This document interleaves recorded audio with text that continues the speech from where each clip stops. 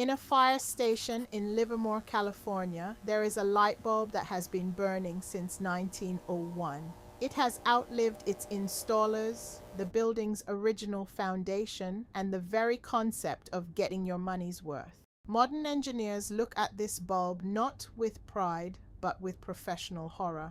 To a manufacturer, a product that lasts 120 years isn't a triumph. It's a catastrophic loss of recurring revenue. It's a leak in the profit pipe. In 1924, the Phoebus cartel, a group of light bulb CEOs, met in Geneva to solve this problem. They didn't brainstorm how to make bulbs better. They conspired to make them worse, capping their lifespan at exactly 1,000 hours. This was the birth of planned obsolescence, the intentional sabotage of a product's durability to ensure the customer eventually returns, wallet open like a moth to a very short-lived flame. Welcome to the racket. Today, this sabotage has evolved. It's no longer just about thin filaments. It's about structural hostility. Take your smartphone, for example, a device held together by industrial-grade adhesives that would make a NASA engineer weep with joy. Manufacturers didn't switch from screws to glue for thinness. They did it because glue is the ultimate gatekeeper. It turns a simple $5 battery replacement into a high-stakes surgery where one slip of the spudger cracks the screen. Then there are the screws themselves. Apple famously popularized the pentalobe screw, a flower-shaped head that exists for the sole purpose of ensuring your standard toolbox is useless. It's the mechanical equivalent of a keep out sign. But physical sabotage is messy. Software sabotage is clean. This is functional obsolescence. Your 2-year-old laptop isn't actually slow. It's just being asked to run an OS update designed for hardware that doesn't exist yet. It's a poison pill delivered via Wi-Fi. A perfectly functional processor is throttled to save the battery, which, coincidentally, is the same battery they glued shut 3 years ago. The circle of life is beautiful, isn't it? By the way, I built a directory of 200 plus one-time purchase alternatives to the subscriptions bleeding you dry. It's called the Owned Life Directory, link below, and it costs less than 1 month of your streaming stack. Then we have perceived obsolescence. This is the fashion industry's bread and butter. Your winter coat isn't broken. It's not cold. It's just the wrong shade of beige. It has been culturally decommissioned by a magazine. Fast fashion companies like Shein or Zara have compressed the 4 seasons into 52 micro seasons. If you aren't buying something new every Tuesday, you are technically a Victorian-era peasant in the eyes of the algorithm. But the ultimate evolution of this racket isn't even a physical product. It's the transition from ownership to subscription. Why sell you a hammer once when you can lease you the right to hit nails for $9.99 a month? This brings us to the streaming hydra. 10 years ago, Netflix was a miracle. It was the one ring of content. But a monopoly is only profitable until the other studios realize they can build their own smaller, worse fortresses. Now you need 5 different services to watch the same amount of content you had in 2015. It's a digital feudal system where you pay rent to 5 different landlords and none of them will fix the plumbing. The worst part, you don't own any of it. If a licensing deal expires, that show you've watched 6 times simply vanishes. You aren't buying a library, you're paying for the privilege of looking at someone else's bookshelf. This is digital decay. We are paying more for less permanence. The average household now spends over $200 a month on invisible taxes, subscriptions that drip feed from your bank account while you sleep. Take your feet. A pair of fast fashion sneakers is designed to disintegrate in a single season.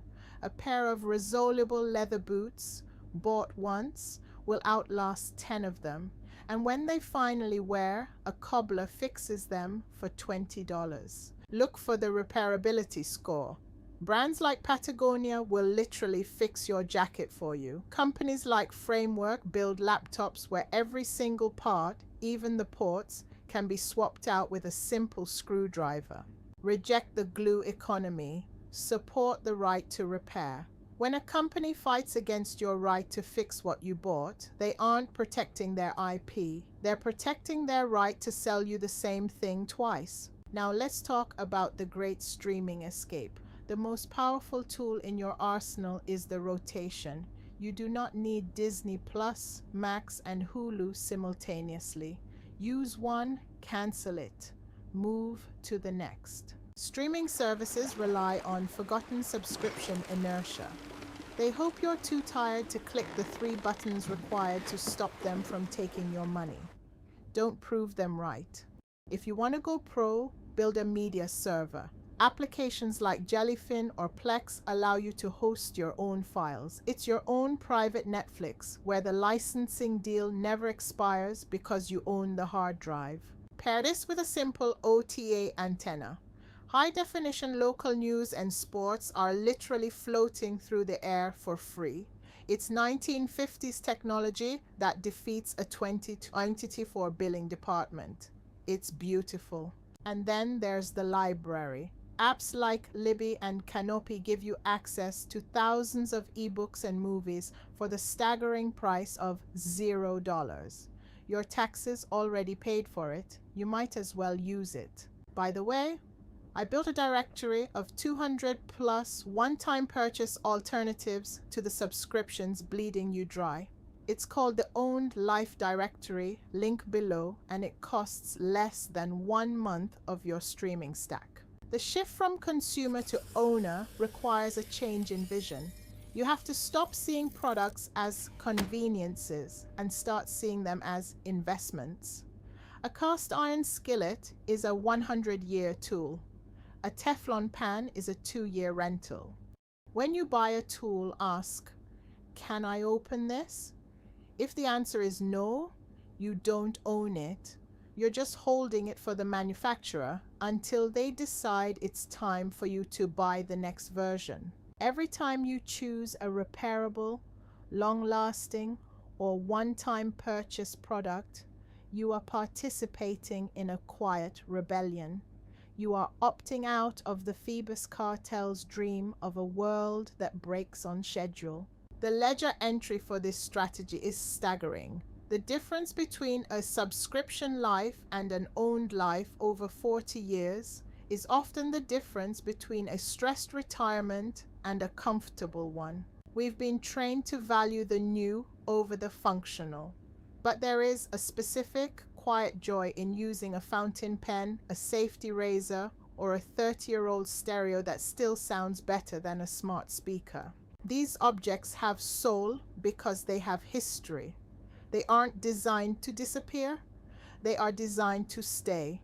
And in a world of intentional fragility, staying is the ultimate act of defiance. Let's look at the numbers. Replacing a $1,000 phone every 2 years versus every 5 years saves you $9,000 over 20 years. That's not pennies. That's a down payment on a house or a very nice boat. The convenience of modern tech is often just a Trojan horse for a permanent bill. If the light bulb in Livermore can stay on for a century, your dishwasher can certainly last more than 7 years. The next time your smart fridge tells you it needs a software update to keep the milk cold, remember the Phoebus cartel. Remember that you are being managed. You are a user to them, not a customer. Own your tools, own your media, own your hardware. It takes more effort up front to curate an owned life, but the freedom from the monthly drip feed is worth every second of research. Stop letting companies engineer your poverty through 1,000 small cuts. Check the directory, buy the better boots, and for heaven's sake, stop paying for 6 different ways to watch reruns of The Office. The best product is the one you only buy once. The second best is the one you can fix yourself. Everything else is just a very expensive way to generate trash for a landfill. In conclusion, if it's glued, it's a rental. If it's a subscription, it's a tax. If it's built to last, it's an asset. Choose the assets. Final ledger entry. By switching to bifl products and pruning the streaming hydra, the average viewer can reclaim $2,400 per year. That's $2,400 you no longer have to work for. That's true ownership. The light bulb in Livermore is still burning. Your subscription to Paramount Plus probably shouldn't be. Choose wisely. Check the links below for the owned life directory and the repairability guides. I'll see you in the next analysis. Class dismissed.